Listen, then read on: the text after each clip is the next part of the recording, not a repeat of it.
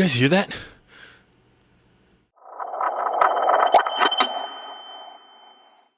So as a follow-up to the... Wait, hold on. It's me. As a follow-up to the ADSR video I did last week, you can check that out. I don't know. I thought teaching you how to make pads is the natural progression. It's not super complicated, but it'll further your understanding of how envelopes work. You know, you really wrap your head around that. Also, I'll show you some pro tips as we build a Lush evolving synth pad together.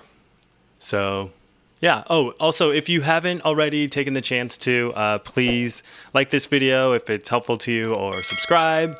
If you haven't already, please subscribe. Yeah, so anyway, let's get to it. Okay, so I'm going to do this tutorial in Reason. I do a lot of Reason tutorials on this channel. But these concepts apply to all synths. And actually, I'm going to use the Thor to explain these concepts, because the Thor is kind of an old school style synth, and that's kind of the basis of all the synths. So, yeah. So we'll start with a Combinator, and we'll throw a Thor in it. Nope. Drag that bad boy in. Okay. We'll call this Q pad. Oh, I encourage you to open up Reason and follow along, by the way. So there's not too much to making pads. It's a question of how you massage the amp envelope. So we just have a simple saw here, and I'll just show you with one oscillator what parameters make it a pad. So if we just hit one note, it's just normal, what you would expect. But then if you start to use the amp envelope here to increase some attack time, to add some attack time, now it's fading in. And then the second parameter you want to add, here I'll just put the sustain all the way up so that the volume stays loud as long as I hold the key. The next thing you want to add to your pad, to make your pad a pad, is release. And that's really it. It's the fading in and fading out quality of the notes.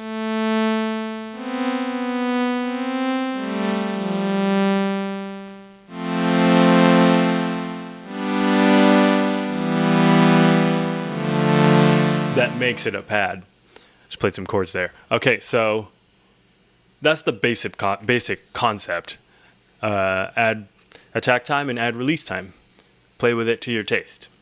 But now let's have some fun with it. Let's make a cool, like, big sounding pad together. So we already have the basics here, and I like the way that sounds. I like the way it fades in and fades out. So I'd like to change it to the multi oscillator, because I want a way bigger pad. I'm gonna detune it a little bit more. It's gonna be a pad. It's gonna be in the background. So if the notes are not if they're a little bit, just a little bit out, it kind of works. I'll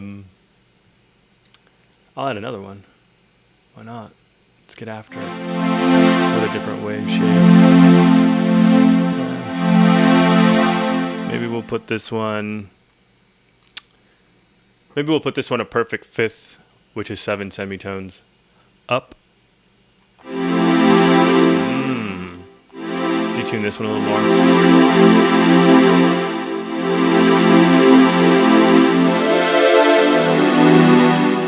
Starting to sound nice.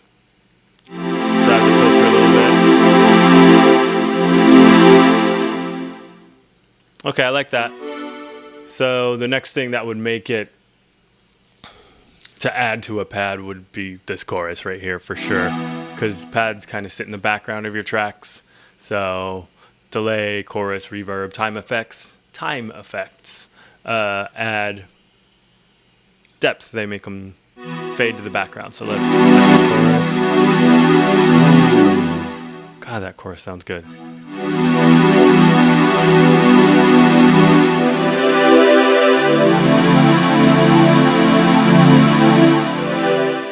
Oh, another thing to look out for is to make sure you have enough polyphony for the notes you're playing. I'm only playing 3 notes at a time. So a release polyphony of 4 is probably fine. But if you start I mean, it depends on what you're playing too. If you are playing like a bunch of chords back to back, then you start running out of release polyphony. So you'd have, maybe 3 notes releasing, and then you play another chord while these 3 are releasing. You have 3 more releasing. Do you know what I mean? They can kind of stack up. I hope that makes sense. So kind of cool that the Thor actually offers, I can't think, I'm not sure if these parameters are usually separate. The polyphony and the release polyphony. So anyway, I'll bring both up to 16 just to make sure I'll never be out of voices.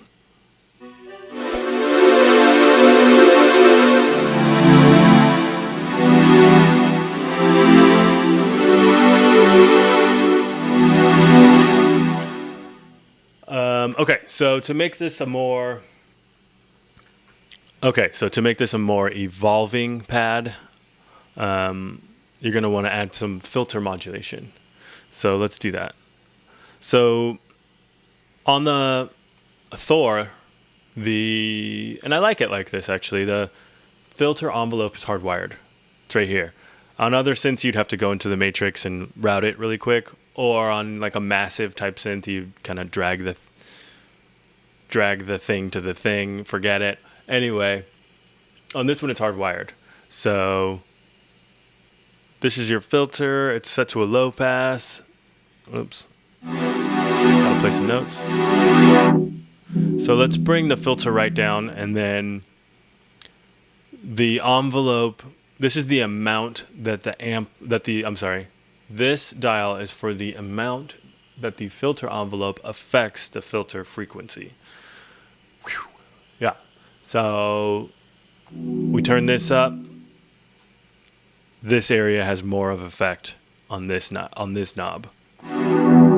So we want to keep with the fading in and fading out motif of what makes a synth a pad.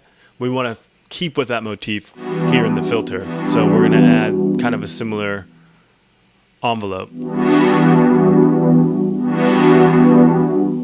So we add more decay time. What you're hearing actually happening, well, here I'll Command Z that so you can, it's kind of going up and down. The filter knob here is kind of sweeping up and then coming back down. It's this decay time that's telling it when to go down, and it's going down to this level. We could actually just make that stay up, and then it'll just stay open, or we could tweak. I kind of like that it comes back down. So let's tweak the timing of that. So we want it to go up all the way and then back down. Because remember just watch the other video on ADSR to get coached up. But we want it to go up all the way in amplitude and then back down a bit, maybe to here. Let's dial in the level, and then let's dial in the time.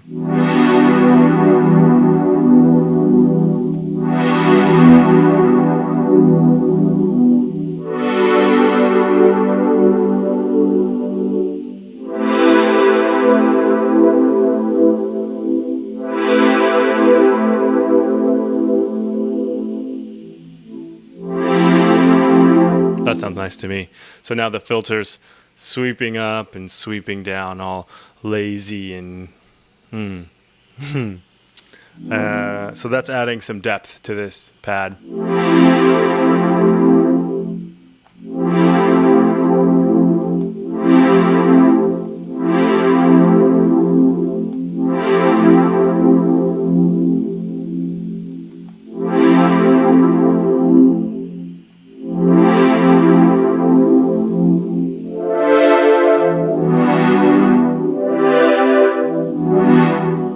that sounds really cool. Okay, so then the next, I was kind of lost there.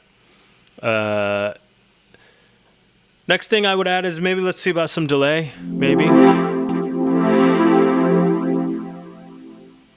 get a little bit more release. I would actually turn the feedback down a bit.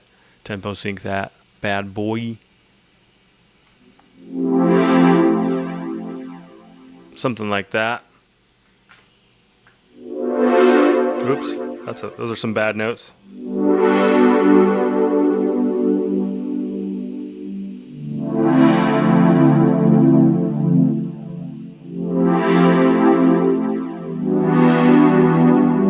That sounds pretty delicious, actually.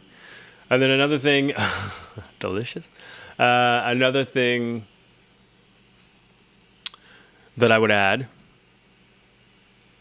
is some external effects. So a quick one to always reach for to just make something sound a little bit cooler is this Audiomatic Retro Transformer. Let's see what it sounds like.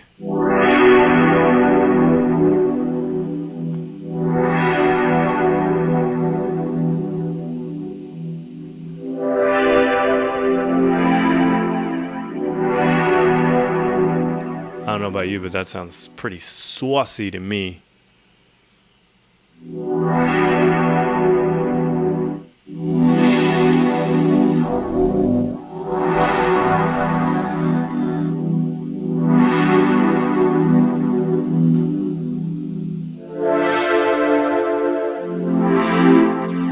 Add some dirt, some grit.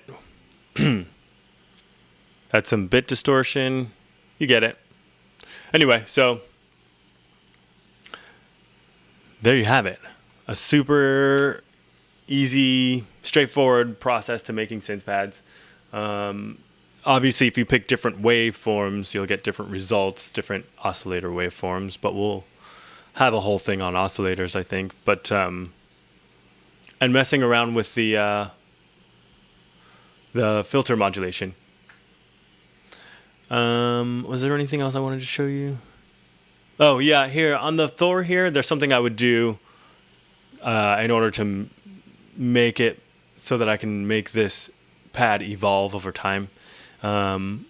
Use the modifier here, the rotary, to increase to 100% the filter frequency, and then you could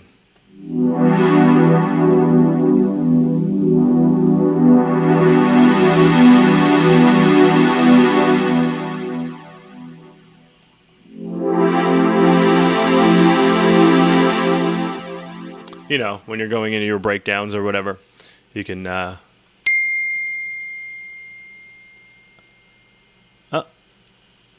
and on that note, it's time for me to go play tennis.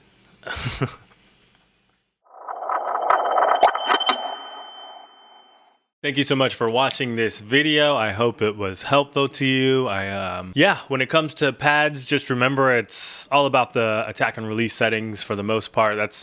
Those are the two settings that are the most important. Yeah, if you got some wisdom from this, if I was able to help you out, please help me out and hit that subscribe button, or at least hit the like button. It's just right there. Just click it. You just click it and that's it.